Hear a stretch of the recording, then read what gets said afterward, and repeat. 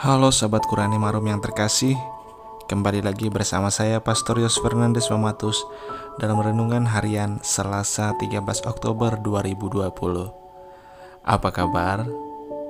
Saya berharap Anda semua dalam keadaan sehat dan tetap semangat. Bapak Ibu Saudara-saudari yang terkasih, mari kita siapkan hati kita dan pikiran kita untuk bersama-sama mendengarkan dan merenungkan sabda Tuhan. Kita tandai diri kita dengan tanda kemenangan Kristus. Dalam nama Bapa dan Putra dan Roh Kudus. Amin.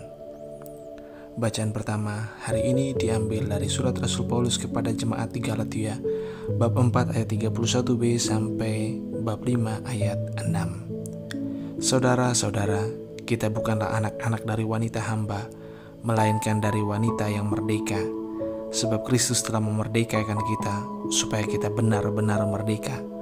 Karena itu berdirilah teguh dan jangan mau tunduk lagi di bawah kuk perhambaan. Sesungguhnya aku, Paulus, berkata kepadamu, jika kalian menyunatkan diri, Kristus sama sekali tidak akan berguna bagimu. Sekali lagi kukatakan kepada setiap orang yang menyunatkan dirinya, bahwa ia wajib melakukan seluruh hukum Taurat. Kalian lepas dari Kristus jika kalian mengharapkan kebenaran oleh hukum Taurat. Kalian hidup di luar kasih karunia. Sebab oleh roh dan karena iman, kita menantikan kebenaran yang kita harapkan. Sebab bagi orang yang ada di dalam Kristus Yesus, hal bersunat atau tidak bersunat sama sekali tidak mempunyai arti. Yang berarti hanyalah iman yang bekerja oleh kasih.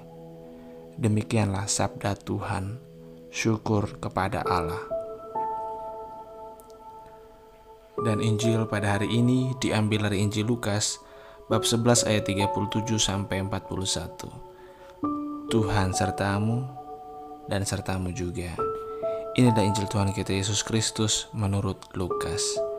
Dimuliakanlah Tuhan. Pada suatu ketika, selesai mengajar, Yesus diundang oleh seorang Farisi untuk makan di rumahnya. Maka masuklah Yesus ke rumah itu lalu duduk makan. Tetapi orang Farisi itu heran melihat Yesus tidak mencuci tangan sebelum makan. Lalu Tuhan berkata kepadanya, "Hai orang-orang Farisi, kamu membersihkan cawan dan pinggan bagian luar, tetapi bagian dalam dirimu penuh rampasan dan kejahatan. Hai orang-orang bodoh, bukankah yang menjadikan bagian luar, dialah juga yang menjadikan bagian dalam? Maka berikanlah isinya sebagai sedekah, dan semuanya akan menjadi bersih bagimu." Demikianlah Injil Tuhan, terpujilah Kristus. Saudara-saudari, hari ini kita kembali mendengar kisah tentang pertentangan antara Yesus dengan orang Farisi. Alasan pertentangannya sederhana, yakni karena Yesus tidak mencuci tangan sebelum makan. Apakah orang Farisi salah? Tentu tidak.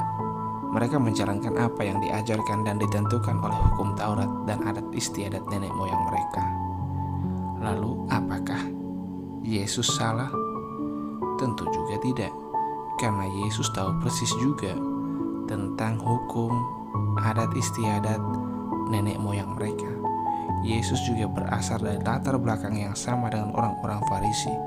Yesus tahu persis tentang hukum Taurat dan adat istiadat nenek moyang mereka. Namun dalam hal ini Yesus mau menegur orang-orang Farisi. Mereka terlalu sibuk mengurusi hal-hal lahiriah dan mengabaikan hal-hal batiniah atau rohaniah.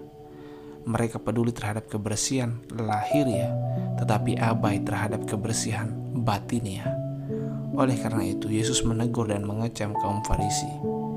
Yesus hendak mengingatkan bahwa bagian dalam dirilah yang harusnya lebih diperhatikan dan harus dibersihkan. Dewasa ini, kita pun kerap kali jatuh pada sikap kaum Farisi tersebut, sibuk memperhatikan hal-hal luaran dan abai terhadap hal-hal di dalam hati dan batin kita. Dewasa ini orang lebih peduli terhadap upaya untuk memiliki wajah glowing, kulit cerah, bodi yang ideal, dan seterusnya. Semua diupayakan sedemikian rupa dan semaksimal mungkin. Namun hari ini Yesus menegaskan bahwa bukan hal-hal luaran itulah yang penting. Ia mengingatkan kita bahwa kebersihan dan kecerahan hati adalah yang utama.